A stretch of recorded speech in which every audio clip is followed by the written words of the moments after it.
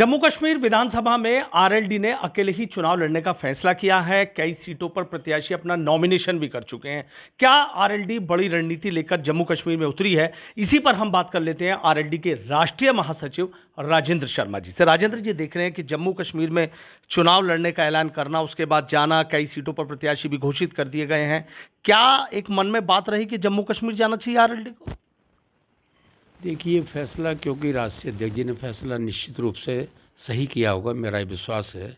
और ये बरसों से वहाँ चुनाव हुआ भी नहीं है, विभिन्न पार्टियां वहाँ चुनाव मैदान में। तो आरएलडी क्योंकि जम्मू कश्मीर में हमको सबको ये आशा है कि लोकतांत्रिक शक्तियाँ मजबूत हों और हर पार्टी को चुनाव लड़ने का अधिकार है। तो वहाँ क्योंकि हमारी पार्टी की जड़ें वहाँ भी किसानों में काफ़ी ठीक ठाक हैं, ये सोच करके वहाँ चुनाव लड़ाएगा। प्रयास होगा कि वो जो हमारे लोग लड़ रहे हैं वो ठीक ठाक चुनाव लड़ें। लेकिन गठबंधन में बीजेपी के साथ है, फिर वहां अकेले रहा क्यों चुननी पड़ी? नहीं, बीजेपी, मेरी तो बात इस विषय में, मगर मुझे आशा है ये सारी चीज़ें डिस्कस करके ही प्रत्याशी घोषित किए हुए हों। अच्छा, एक चर्चा ये चल रही है कि भाई यूपी विधानसभा उपचुनाव की भी कभी तारीखों का ऐलान हो सकता, पास में हरियाणा भी है, तो ताकत अगर यहाँ ज़्यादा लगाई जाती, जम्मू कश्मीर दूर भी है, कभी वहाँ इस तरीके से रहे भी नहीं है, इस तरह के तमाम सवाल तो उठ रहे हैं ना। नहीं, यूपी के चुनाव की स्थितियों में और वहाँ की चुनाव की स्थिति में बड़ा फ़र्क है। जो कार्यकर्ता हमारा यूपी के चुनाव में काम करेगा वो कश्मीर ना तो जाता चुनाव में, ना उसका कोई वास्ता है। तो यहाँ हमारे चुनाव पर, हमारी पार्टी के चुनाव गठबंधन पर कोई फ़र्क नहीं पड़ेगा उत्तर प्रदेश में। यहाँ कार्यकर्ता उसी ढंग से लगेगा। हमें आशा है कि यहाँ तो जो हमारा गठबंधन है निश्चित रूप से अधिकांश सीटों पर सफल होगा। देखिए, फैसला भले ही जयंत चौधरी का है, लेकिन चूंकि आप काफ़ी बड़े भी हैं, राजनीति के बड़े जानकार भी हैं, क्या इसके पीछे की एक वजह हो सकती है कि जयंत चौधरी को लगा कि जम्मू कश्मीर भी जाना चाहिए? वहाँ पे भी कुछ उम्मीदें नज़र आ रही हैं, तो वो कौन सी उम्मीदें हैं?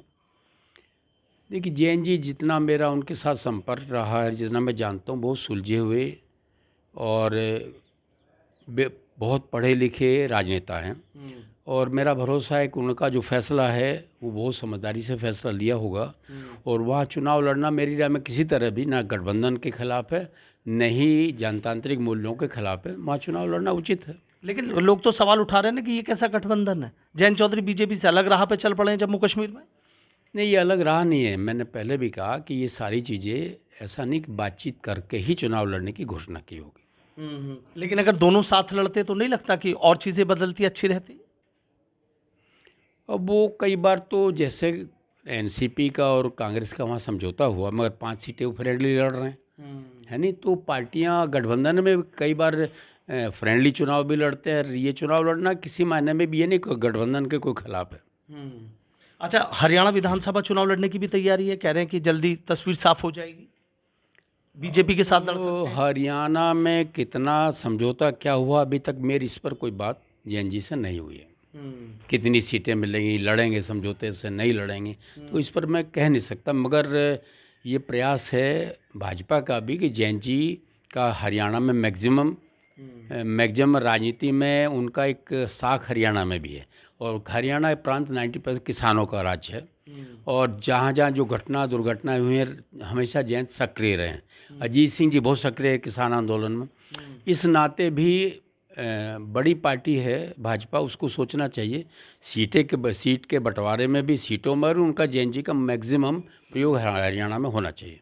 क्या वैसे उम्मीद लगाए बैठे हैं ये होना चाहिए आपके हिसाब से? मैंने पहले भी कहा कि इस संबंध में मेरी 2-3-4 दिनों से कोई बात, हरियाणा के संबंध में कोई बात नहीं। यूपी विधानसभा उपचुनाव की बात कर लेते हैं, 10 सीटें हैं। पश्चिम उत्तर प्रदेश में खास तौर से अगर बात की जाए कि अब यही तस्वीर साफ नहीं है, 2 सीट मिलेंगी, 1 मिलेगी, लेकिन सबकी नज़र मीरापुर पर ज़रूर है। चूँकि आपके चंदन चौहान थे, वो MP बन गए हैं, अब सीट खाली हो गई, वहाँ उपचुनाव होना है। तो क्या लग रहा है मीरापुर में? पहले अखिलेश यादव के साथ चुनाव लड़ा था तो बहुत आसानी से जीत गए थे, अब लोग सवाल खड़ा कर रहे हैं कि भाई इस बार देखा जाएगा कौन ताकतवर है। दरअसल मीरापुर क्योंकि हमारी जीती हुई सीट है और हमारा भरोसा है कि वेस्टर्न यूपी का अल्पसंख्यक आज भी काफ़ी संख्या में हमारे साथ है। और हम हमेशा किसान मजदूर, खेतीहर मजदूर की बात करते रहे, उनके लिए संघर्ष करते रहे। तो मीरापुर तो ट्रेडिशनली लोकदल की सीट है। और दूसरी सीट खैर, अलीगढ़ में खैर सीट जो है उस पर बहुत बार लोकदल जीता है। और किसान बाहुल कहो या जाट बाहुल कहो, वो क्षेत्र है, वहाँ जो कांग्रेस के सपा के प्रत्याशी थे विजेंद्र सिंह, वो चुनाव हारे हैं। जाटों में भी एक ऐसा मैसेज है कि इनको नहीं हारना चाहिए था। तो वो केवल यदि लोकदल वहाँ लड़ता है तो ज़्यादा गठबंधन के लिए ज़्यादा अच्छा होगा कि हम दोनों सीटें जीतें और बाकी भाजपा जहाँ लड़ेगी हम लोग सहयोग करेंगे। हाँ, लेकिन अभी तस्वीर साफ नहीं है, वक्त तो नज़दीक आ गया है। नहीं, अभी कोई तस्वीर साफ नहीं है। अगर 10 सीटों की चुनाव कर लें, चूंकि आप आरएलडी के ये मीडिया में चुनाव का प्रचार बहुत है यूपी का, मगर अभी तक ना ही तो भाजपा ने कोई ये तय किया कहाँ लड़ना, नहीं मतलब हमारे गठबंधन ने तय नहीं किया, ने अभी कांग्रेस और सपा के गठबंधन ने तय नहीं है वो कहाँ लड़ेंगे कहाँ नहीं लड़ेंगे। लेकिन ये नहीं मानते हैं कि इस बार आप अखिलेश यादव से अलग चुनाव लड़ रहे हैं, तो मीरापुर में जो चुनाव होगा बेहद दिलचस्प भी होगा और मुकाबला भी कड़ा होगा।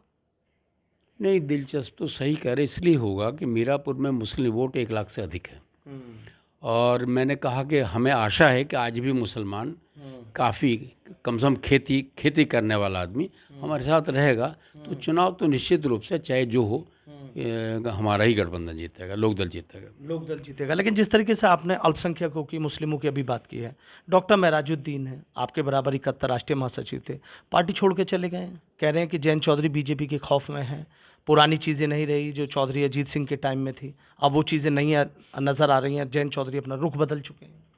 देखिए महराज साहब, डॉक्टर महराज यूथ कांग्रेस के ज़माने से मैं उनको जानता हूँ और मेरा 40 साल का कैरियर कांग्रेस में रहा है। एक बहुत ही सुसंस्कृत आदमी हैं और पारिवारिक दृष्टिकोण से भी उनकी बहुत बड़ी बैकग्राउंड है। चाहे उनके फादर हकीम सेफ साहब रहे हों, इस शहर में कभी कुछ सांप्रदायिकता भी हुई तो सेफ साहब अगवा लोगों में से हुआ करते थे हमारे साथ, शांति त्यागी, हकीम सेफ, कामरेड हकीमुल्ला, ये 10-12 लोग थे, दिवाकर जी। तो उस परिवार का इस शहर की कौमी एकजुटता में बहुत बड़ा योगदान है और जब अच्छा साथी को साथ छोड़ता है तो मेरे जैसे लोगों को तकलीफ़ होती है। मेरी आज भी राय है कि ऐसे उस पर कई बार हमसे बात नहीं होती जैन जी की, ये पार्टी में होता है, उनको भी मंत्री भी हैं, काफ़ी काम धाम है, तो उनके जाने का मुझे तो अफसोस है। लेकिन एक चीज़ मैं जानना चाहूँगा, कुछ और लोगों से मेरी जैसे फ़ोन पे बात हुई थी तो वो कहीं ना कहीं डॉक्टर मेराजुद्दीन साहब को लेकर बड़ी तल्ख टिप्पणियाँ कर रहे थे कि क्या उनको नहीं दिया, किस दौर में उनके साथ आरएलडी के नेता या आरएलडी नहीं खड़ी रही, ऐसे दौर में उनको जाना और जयंत चौधरी पर इस तरीके से टिप्पणी करना। देखिए, तो राजनीति में कई दौर चलते हैं। अब महराज साहब एक बार सपा से अजीत सिंह के खिलाफ चुनाव भी लड़े, समाजवादी पार्टी से चुनाव लड़े और शास्त्री जी बीजेपी से लड़े, तो हार का अजीत सिंह जी के हार का मुख्य कारण इनका चुनाव लड़ना था, मगर फिर ये लोकदल में आ गए, इनको मंत्री पद भी मिला, यूपी में कैबिनेट मिलना वो कोई छोटी बात नहीं थी, उनको मिला भी, मगर आज जो उनकी पीड़ा है मैं नहीं समझता, पीड़ा जरूर होंगी, ऐसे पार्टी छोड़ना मेरी समझ में आ नहीं रहा। तो मगर मैं यही कहूँगा कि अच्छे साथी हैं, अच्छा उनका हमेशा जनता में अच्छी इमेज रही है। ऐसे लोग जब पार्टी छोड़ते हैं मेरे जैसे लोगों को तकलीफ़ होती तो तकलीफ़ तो उनके भी बहुत ज़्यादा दिल में है। तमाम बातें कही उन्होंने कि भाई एक पार्टी की लाइन है उससे अलग हट के चल रही है, बीजेपी के खौफ में चल रहे हैं। मैंने कहा था, बात की थी कि पानी सर से ऊपर उतर रहा है, मॉब लिंचिंग की कई मुस्लिमों पर घटनाएं हो चुकी हैं, लेकिन जयंत चौधरी खामोश बैठे हैं। बताइए किस मुंह से क्यों लोग आ रहे हैं कि भाई बात कीजिए और बात सुनने को तैयार नहीं है। तो कह रहे कि बहुत ज़्यादा तकलीफ हुई, जब सुनी नहीं जा रही है, बात ही नहीं हो रही है, हम लोगों को अलग है, अलग लाइन पर चल रहे हैं, तो फिर पार्टी में रह के क्या करता मैं। तो मतलब क्या चीज़ें इतनी बिगड़ रही हैं आरएलडी में। शर्मा जी, मैं केवल आरएलडी की बात नहीं कर रहा, जो सामाजिक ताना बना हमारे महान रहबरों ने बनाया था, जहाँ उस पर चोट होती है तो सब समाज के लोगों को तकलीफ होना स्वाभाविक है। जो घटनाएं जिस ढंग से घट रही हैं किसी भी प्रांत में हो, वो सारी घटनाएं दुखद हैं और मैं तो कहूँगा सरकार, शासन और समझदार लोगों को इस पर गंभीरता से सोचना चाहिए और जो सामाजिक ताना बाना या सांप्रदायिकता की चीज़ें उभर रही हैं वो किसी मायने में राष्ट्र के लिए अच्छे नहीं हैं। एक आखिरी सवाल मेरा है कि डॉक्टर मेराजुद्दीन ने एक और बात कही थी कि अभी तो देखते जाइए बहुत लोग असंतुष्ट हैं, बहुत लोग नाराज़ चल रहे हैं, दावा करा था कि कई और लोग पार्टी छोड़ सकते हैं।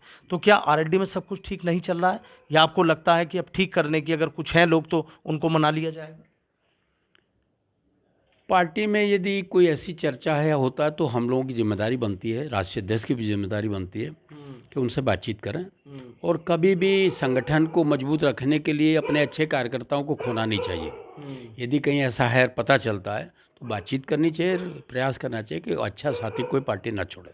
ठीक है, बहुत बहुत शुक्रिया। तो देखिए आरएलडी के राष्ट्रीय महासचिव हैं और राजेंद्र शर्मा जी किस तरीके से कह रहे हैं कि जब कोई पार्टी से अच्छा शख्स जाता है तो तकलीफ होती है, मुझे भी तकलीफ हुई, लेकिन कह रहे हैं कि अगर कोई ऐसी बात है तो बातचीत कर लेंगे, कहीं किसी तरह की कोई दिक्कत नहीं है। लेकिन जम्मू कश्मीर के चुनाव को लेकर भी कह रहे हैं कि जयंत चौधरी हमारे बड़े नेता हैं, कुछ सोच समझकर ही फैसला लिया होगा, क्योंकि वहाँ पर भी किसान बहुत हैं और किसानों की आवाज़ जितनी मजबूती से आरएलडी उठाती है कोई और नहीं, इसीलिए जयंत चौधरी ने जम्मू कश्मीर का रुख किया है।